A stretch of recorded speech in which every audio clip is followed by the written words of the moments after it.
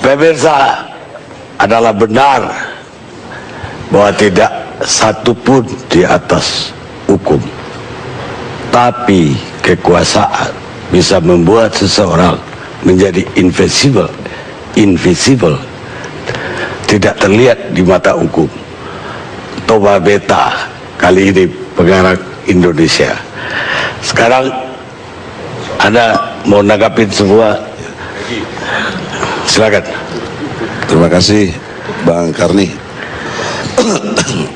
Assalamualaikum warahmatullahi wabarakatuh. Selamat malam buat kita semua. Pemahaman saya dalam konteks yang kita bicarakan semua ini tentang penegakan hukum. Referensinya Lawrence M. Friedman, dia sebagai American Law Professor itu membagi 3 kategori atau 3 bagian yang penting di dalam mempengaruhi penegakan hukum. Yang pertama itu berbicara tentang substansi hukum, yakni tentang aturan normanya, pola perilaku nyata manusia yang berada dalam satu sistem itu. Jadi ini satu normanya yang istilahnya Profesor saya, tapi konsep-konsepnya beda dengan implementasinya. Yang kedua, faktor yang mempengaruhinya adalah faktor struktural. Dalam hal ini, bagian yang memberi bentuk yakni struktur dari institusi penegak hukum. Jadi ada konsep, ada struktur penegak hukumnya. Ketiga, yang mempengaruhinya menurut Lawrence di sini yaitu kultural, yakni sikap manusia dan sistem hukum, kepercayaan dari nilai-nilai yang berkembang dalam konteks filosofis, historis, sosiologis, baru menjadi satu yuridis. Nah, ini satu referensi yang kalau kita kemas dari pembicaraan kita ini ada dalam ketiga kategori ini. Nah, untuk itu kita sudah mendiskusikannya, kaitannya seperti yang sudah disampaikan Saudara Fadli John, kaitan dengan hulu. Itu dimulai dari sana. Nah, konteks kemiskinan, konteks pasal 33, kalau teman-teman semua di sini mencermati, ada satu yang harus kita ungkap yang tadi belum diungkap.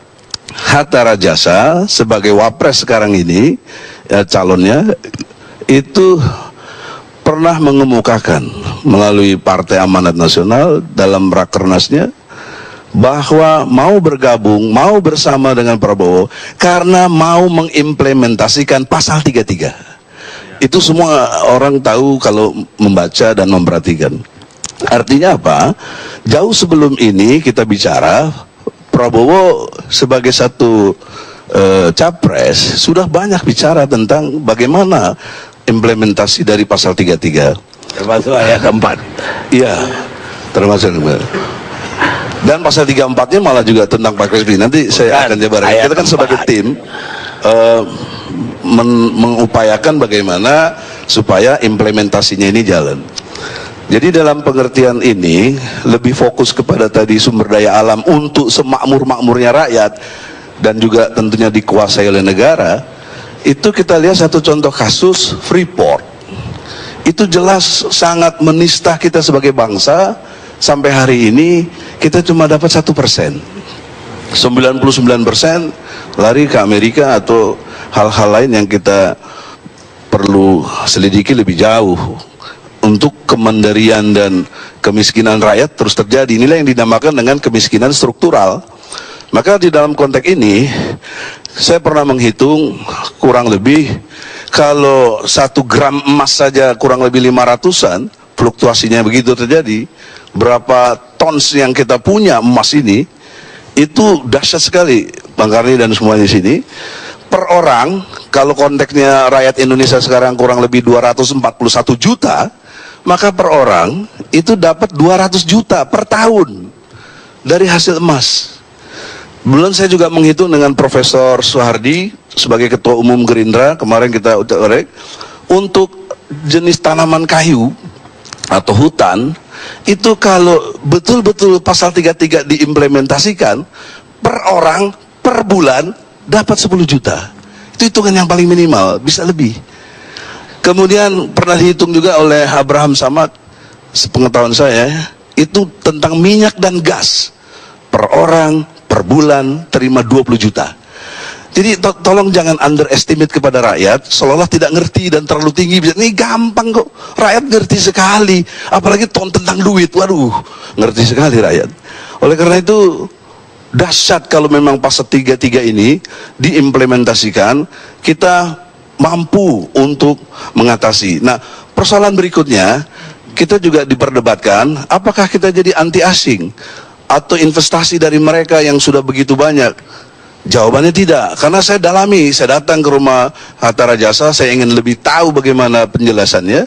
Dia mengatakan, kita tidak mungkin anti asing, kita tidak mungkin membatalkan semuanya itu. Yang paling mungkin adalah renegosiasi terhadap kontrak yang sudah ada, rekontraktisasi dari sumber daya alam, sumber daya yang begitu dahsyat, batu baranya, minyak dan gasnya, dan hasil laut yang dahsyat juga. Jadi dalam perspektif hukum, lemahnya kita justru dalam konteks hulu ini yang berkait dengan hukum pertanian, hukum kelautan, dan hukum pertambangan. Itu satu dahsyat yang terjadi gitu loh. Maka untuk itu, di dalam pengertian yang menjawab semua ini, termasuk satu hal yang saya ingin ingatkan rekan Oce soal hukum Transjakarta. Itu kantor hukum saya yang nangani kasus Transjakarta. Kalau dari sana rekanmu ya, di dalam konteks ini kita lihat secara pendekatan hukum jelas terlibatnya Jokowi di situ sebagai gubernur ya, yang mengeluarkan konteks proyek ini lebih dari 1 triliun. Nah, kaitannya tadi sudah disinggung oleh Damkar, menteri kena ya, gubernur juga banyak yang kena. Itu bisa dalam perspektif itu. Maka hari ini tadi klien saya untung tidak ditahan. Kalau ditahan, saya harus berjuang. Jokowi juga harus ditahan begitu loh. Karena dia terlibat dalam konteks ini. Kalau bicara itu, ya itu yang harus kita lihat kan. Itu konteks. Kalau kita bicara penegakan hukum dari konsep yang sangat jelas. Maka untuk itu di dalam kesempatan ini saya kira hal-hal yang berkait dengan penegakan hukum, kita juga bisa lebih implementasi soal legislasi dan lain sebagainya yang kaitannya dengan yang lebih efektif tadi, istilah Bung Hendra data, bagaimana mengefektifkan dan mengefisiensikannya. Ada usulan yang mungkin memang belum disepakati ya, saya tidak boleh mengklaim, tapi ini usulan bagaimana kita lebih mendetailkan sistem pembuktian terbalik supaya koruptor itu dengan mudah ditangani. Dan untuk itu saya sendiri sebagai komitmen, nggak ada urusan dengan tim. Sebagai lawyer, saya tidak pernah mau menangani kasus koruptor dan juga narkoba. Itu komitmen. Nah, oleh karena itu tidak mungkin di dalam konteks kita membangun satu visi misi yang jelas di dalam konteks praktek kita ini, kita mau menciptakan atau keadaan-keadaan yang sifatnya korupsi lebih ada peluang. Jadi dengan demikian, Dia mau nambahin. saya belum selesai mengerti. Sebentar. Udah panjang tuh. Yang lain nggak ada yang dipotong, bukan gimana sih? Ya, kebanyakan Anda. Nanti mau tambahin 1 menit tadi. Ya udah ambil 1 menit.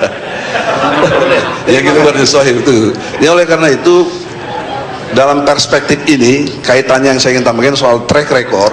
Jadi kaitan dengan track record juga itu harus dilihat dalam perspektif yang luas dan sifatnya juga dalam konteks penegakan hukum.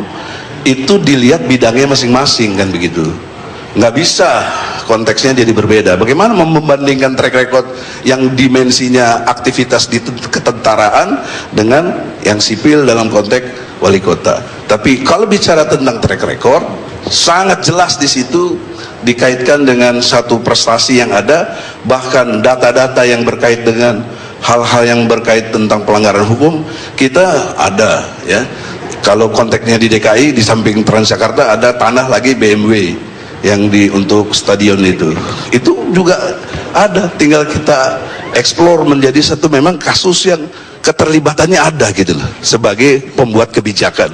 Saya kira itu Bang Karin, terima kasih atas kebaikannya selama ini. Anda